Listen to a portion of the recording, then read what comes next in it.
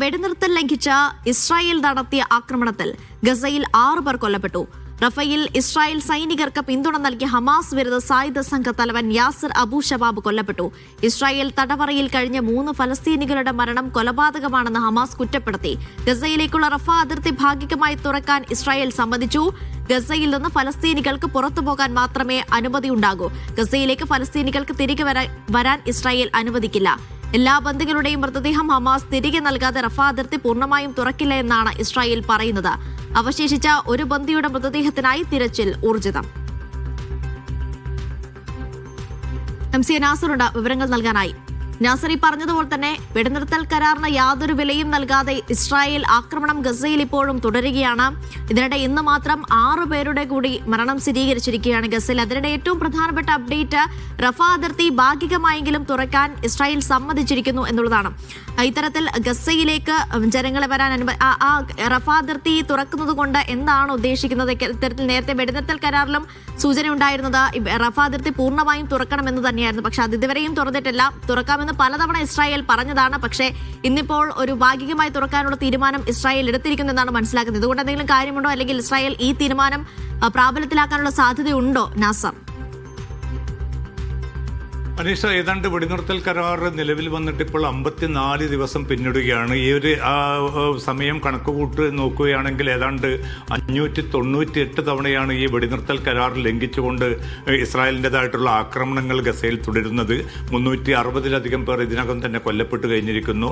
1000-ലേറെ പേർക്ക് പരിക്കേൽക്കുന്ന ഒരു സാഹചര്യവും ഈ വെടിനിർത്തൽ ഉള്ള അതേ ഘട്ടത്തിൽ തന്നെയാണ് ഇതൊക്കെ സംഭവിച്ചുകൊണ്ടിരിക്കുന്നത്. അതുകൊണ്ട് തന്നെ ഇന്നിപ്പോൾ 6 പേർ കൊല്ലപ്പെട്ടിരിക്കുന്നു. അതിൽ അധിക പേരും കൊല്ലപ്പെട്ടിരിക്കുന്നത് ഖാൻ യൂനിസിലും അതോടൊപ്പം തന്നെ റഫയിലുമാണ്. റഫയിലും വ്യാപകമായിട്ടുള്ള ആക്രമണങ്ങൾ ഈ രാത്രിയിലും തുടരുന്നതായിട്ടുള്ള റിപ്പോർട്ടുകളാണ് ഇപ്പോൾ പുറത്തു വരുന്നത്. കാരണം ഇനി ബന്ദികളുടേതായിട്ട് കൈമാറാനുള്ളത് ഒറ്റ മൃതദേഹം മാത്രമാണ്.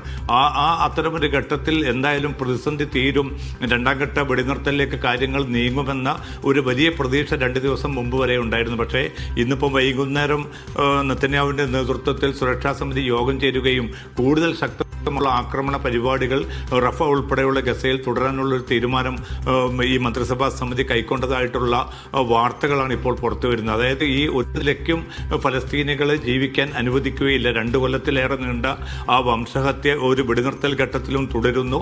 അത് ഇനിയും കൂടുതൽ ശക്തമായിട്ട് തുടരുമെന്ന മുന്നറിയിപ്പ് തന്നെയാണ് നെതന്യാഹു സർക്കാർ നൽകിക്കൊണ്ടിരിക്കുന്നത്.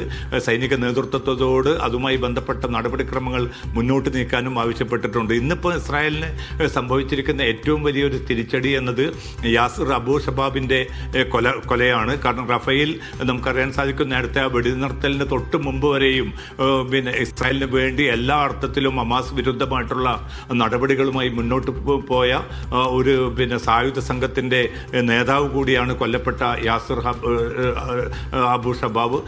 ഇദ്ദേഹത്തിൻ്റെ കൊലപാതകം എങ്ങനെയാണ് സംഭവിച്ചത്, അതിന് പിന്നിൽ ഹമാസാണോ എന്നത് സംബന്ധിച്ച കൃത്യമായിട്ടുള്ള ചിത്രം ഇനിയും പുറത്തു വന്നിട്ടില്ല. എന്തായാലും സൊറോക്ക ആശുപത്രിയിലേക്ക് അദ്ദേഹത്തെ കൊണ്ടുവരികയും പരിക്കേറ്റ അദ്ദേഹത്തിൻ്റെ ജീവൻ രക്ഷിക്കാനുള്ള ശ്രമങ്ങൾ പരാജയപ്പെട്ടു എന്നാണ് ഇസ്രായേൽ നേതൃത്വം, ഇസ്രായേൽ വാർത്താമാധ്യമങ്ങൾ വ്യക്തമാക്കുന്നത്. കാരണം ഇസ്രായേലിനെ സംബന്ധിച്ചിടത്തോളം അവർക്ക് ഹമാസിനെതിരായിട്ട് അവർ മുന്നിൽ കണ്ടിരുന്ന ഏറ്റവും ശക്തമായിട്ടുള്ള ഒരു സായുധ സംഘത്തെയായിരുന്നു ഈ യാസറിലൂടെ അവർ രൂപപ്പെടുത്തിയെടുത്തത്.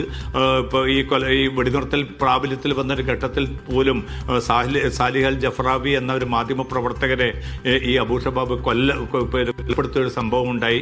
അത് ഫലസ്തീനികളെ സംബന്ധിച്ചിടത്തോളം വലിയ ഞെട്ടിക്കുന്ന ഒരു വിയോഗം കൂടിയായിരുന്നു മാധ്യമപ്രവർത്തകൻ്റെ. അത്രയും ക്രൂരമായിട്ടുള്ള ചെയ്തികൾ നടത്തിക്കൊണ്ട് മുന്നോട്ട് പോകുമ്പോൾ ഫലസ്തീനികൾക്കിടയിൽ വലിയ തോതിൽ വിഭജനമുണ്ടാക്കാനും ഈ ഹമാസിനെതിരായിട്ടുള്ള ഒരു നിര കെട്ടിപ്പടുക്കാനുമായിരുന്നു ഈ ഒരു സായുധ സമരത്തിലൂടെ ഇസ്രായേൽ ശ്രമിച്ചുകൊണ്ടിരുന്നത്. അതിനാണ് ഇന്നിപ്പോൾ തികച്ചും അപ്രതീക്ഷിതമായിട്ട് യാസറിൻ്റെ കൊലയിലൂടെ ഒരു അന്ത്യമായിരിക്കുന്നത്. ഇത് ഇസ്രായേൽ നേതൃത്വത്തെ വലിയ തോതിൽ ഞെട്ടിച്ചിട്ടുണ്ട്. അതിൻ്റെ കൂടി അടിസ്ഥാനത്തിലാണ് ഇന്ന് അടിയന്തരമായിട്ട് സുരക്ഷാ സമിതി യോഗം ചേരുകയും റഫ ഉൾപ്പെടെയുള്ള മേഖലകളിൽ കൂടുതൽ ശക്തമായിട്ടുള്ള ആക്രമണങ്ങളുമായി മുന്നോട്ട് പോകാനുള്ള തീരുമാനം കൈക്കൊള്ളുകയും ചെയ്തിരിക്കുന്നത്. നേരത്തെ